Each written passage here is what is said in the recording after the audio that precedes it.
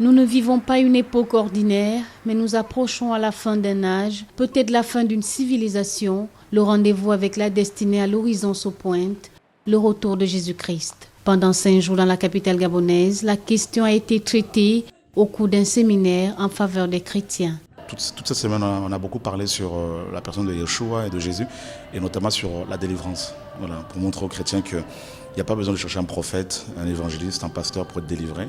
Et juste en invoquant sincèrement le nom du Seigneur, on peut recevoir sa délivrance. L'augmentation des nouvelles inquiétantes n'est pas accidentelle ni secondaire. Elles annoncent en réalité des événements spécifiques de l'actualité mondiale, portent les signes du second avènement du Christ. Le Seigneur est en train de revenir. Donc on voit l'avènement de l'Antichrist maintenant, on voit son système, on voit son église. Voilà pourquoi nous venons ici au Gabon et partout nous allons justement pour dire aux gens que Jésus-Christ revient. Il faut que chacun se prépare. Et quand on voit les guerres qu'il y a, quand on voit les famines dans le monde, quand on voit ce qui se passe en Afrique, le problème, des problèmes notamment familiaux, tout ça là, et il y a des jeunes qui sont tués, des jeunes femmes qui sont violées, qui avortent. Quand on voit ces millions de morts dans le monde, on réalise vraiment que le Seigneur est en train de revenir. La génération actuelle en sait moins sur le retour de Christ que les générations précédentes. Le retour de Jésus est rarement prêché dans les églises. Il faut revenir à l'essentiel, selon le prédicateur.